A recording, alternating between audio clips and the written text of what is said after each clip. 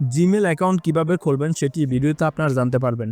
আপনার হাতে থাকা মোবাইল ফোন দিয়ে এবং আপনি নিজে কিন্তু জিমেল অ্যাকাউন্ট খুলতে পারবেন। তো চলুন এখানে বেশি কথা বলবো না, ভিডিওটি শুরু করি। জিমেল অ্যাকাউন্ট খোলার জন্য আপনি প্রথমে প্লে স্টোরে চলে যেতে পারেন, অথবা আপনি গুগল ক্রোমে চলে যেতে পারেন, অথবা জিমেলে চলে যেতে পারেন। আপনি যেটাই যান, আপনি প্রথমে জিমেলের উপর ক্লিক করবেন। আপনার যদি কোনো জিমেল থাকে প্রথম থেকেই অ্যাকাউন্ট করা, তাহলে আপনার সামনে এভাবে শো করবে। আর যদি জিমেল না থাকে তাহলে কিভাবে শো করবে সেটি একটু পরে দেখাচ্ছি। যদি এভাবে জিমেল করা থাকে তাহলে এভাবে শো করবে। আপনি উপরে নামের উপর আপনি ক্লিক করবেন। নামের উপর ক্লিক করার পর অ্যাড অ্যানাদার অ্যাকাউন্ট এখানে ক্লিক করবেন এবং গুগলের উপর ক্লিক করবেন। আপনার কোনো জিমেল অ্যাকাউন্ট আগের থেকে না থাকলে আপনার সামনে এখানে সাইন ইন অথবা সাইন আপ লেখা থাকবে, আপনি সেটার উপর ক্লিক করবেন এবং আপনার সামনে এভাবে শো করবে। তো নতুনভাবে জিমেল অ্যাকাউন্ট খোলার জন্য আমাদের ক্রিয়েট অ্যাকাউন্ট এখানে ক্লিক করতে হবে। ফর মাই পার্সোনাল ইউজ এখান থেকে পার্সোনাল ইউজে এটার উপর ক্লিক করবেন। ফার্স্ট নেম এবং লাস্ট নেম দিতে হবে। ফার্স্ট নেম হচ্ছে আপনার যে নামটি আছে, নিজের যে নামটি আছে সেটি দিতে পারেন। লাস্ট নেম এটি অপশনাল, এটা দিলে হবে না দিলে হবে। তো আমি এখানে আমার নামটি দিয়ে দিচ্ছি। নাম লেখার পর এখানে নেক্সটের উপর ক্লিক করবেন। প্রথমে আপনাকে জন্ম মাসটি দিতে হবে, তারপর জন্ম তারিখটি দিতে হবে, তারপর ইয়ারটি দিতে হবে। আপনি প্রথমে কত সালে জন্মগ্রহণ করছেন সেই মাসটি দেবেন, কোন মাসে। তো এখান থেকে একটি মাস দিয়ে দিচ্ছি। তারপর ডেটটি দেবেন। আপনি এখানে এলোমেলো দিতে পারেন, অথবা আপনার যে অরিজিনাল বয়সটি আছে সেটি আপনি দিতে পারেন। তারপরে জেন্ডারটি সিলেক্ট করবেন, মেয়ে না ছেলে সেটি এখান থেকে সিলেক্ট করে দেবেন। তারপরে নেক্সটের উপর ক্লিক করবেন। আমাদের সামনে এভাবে ওপেন হবে। তো এভাবে যদি ওপেন হয়, এখানে আছে মেন কাজটা।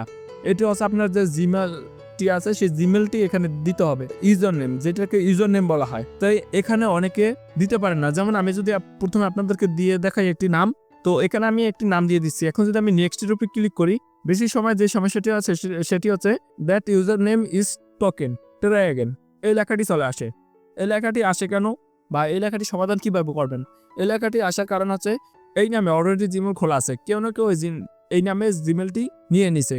তো একটি নামে শুধু একটি জিমেলই হবে। এটা কিন্তু ইউজার নেমের কথা বলতেছি। ইউজার নেম শুধুমাত্র একবারেই হয়। তো এখানে চাইলে আমি আরো কিছু অ্যাড করে দিতে পারি।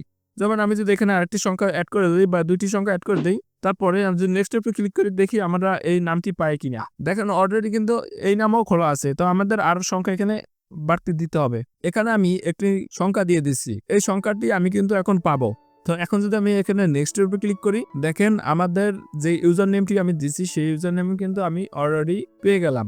তো এখন আমাদের পাসওয়ার্ড দিতে হবে। তো পাসওয়ার্ড কিভাবে আপনি দেবেন?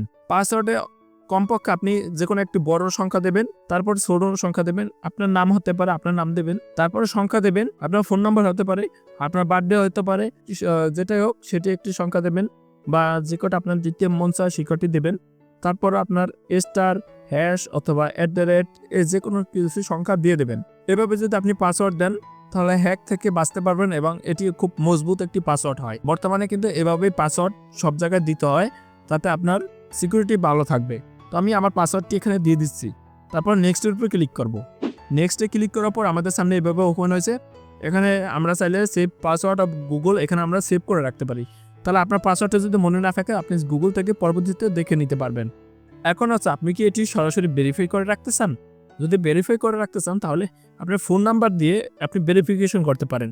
তাতে আপনার জিমেলটি রিকভারি করতে চাইলে পরবর্তীতে রিকভারি করতে পারবেন। পাসওয়ার্ড ভুলে গেলে আপনি পরবর্তীতে পাসওয়ার্ডটি আনতে পারবেন।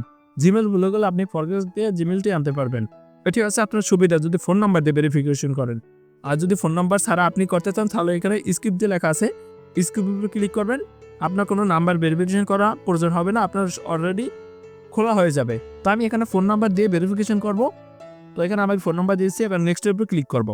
নেক্সটের উপর ক্লিক করার পর আপনার সামনে এভাবে চলে আসবে রিভিউ আওয়ার অ্যাকাউন্ট ইনফো। তো এই কারণে চাইলে আপনি এটি স্ক্রিনশট দিয়ে নিতে পারেন। তো আমি এখানে স্ক্রিনশট দিয়ে রাখছি যাতে ভবিষ্যতে এটি কাজে লাগে। তারপর নেক্সটের উপর ক্লিক করব। এখানে কিছু কন্ডিশন আছে, এগুলো চাইলে আপনি পড়তে পারেন, যদি না পড়েন তাহলে হবে আই এগ্রির উপর ক্লিক করবেন। তো আমাদের কিন্তু জিমেল অ্যাকাউন্টটি খোলা হয়ে গেছে। আমাদের প্রথম যে জিমেল অ্যাকাউন্টটি আছে এখানে সেটি এখন লগ ইন করা আছে, আমরা দ্বিতীয়টিতে এখন শিফট হব। আপনি যদি নতুন করে ওটি খুলে রাখেন আর অন্য কোনো যদি জিমেল অ্যাকাউন্ট না থাকে তাহলে সরাসরি সেটিতে লগ ইন করা থাকবে। আর যদি আপনার অন্য একটি জিমেল অ্যাকাউন্ট থাকে, যেমন আমার কিন্তু আরেকটি জিমেল অ্যাকাউন্ট ছিল, সে কারণে এখন এইভাবে দেখাচ্ছে। আমি যদি উপরে নামের উপর ক্লিক করি, এই দেখুন আমার প্রথম কিন্তু একটি জিমেল ছিল, এখন দ্বিতীয় নাম্বার যে জিমেলটি আমি দিয়েছি রাব্বি হোসেন, এই জিমেলটা কিন্তু এখন চলে আসছে। তো আমরা যদি এটার উপর ক্লিক করি, দেখুন আমার এই নতুন যে জিমেলটি আছে এটিতে কিন্তু লগ ইন হয়ে গেল। এখানে আমার কোনো কিছু নোটিফিকেশন নাই এখন পর্যন্ত। তো এভাবে কিন্তু আপনারা জিমেল অ্যাকাউন্ট খুলতে পারেন। জিমেল অ্যাকাউন্ট খুলতে কোনো সমস্যা হলে অবশ্যই কমেন্টে জানাবেন। ভিডিওটা এই পর্যন্তই। ভিডিওটি ভালো লাগলে অবশ্যই লাইক করবেন, কমেন্ট করবেন, চ্যানেলটি সাবস্ক্রাইব করে পাশে থাকবেন। আর যদি অলরেডি চ্যানেলটি সাবস্ক্রাইব করে থাকেন, থ্যাংক ইউ সো মাচ।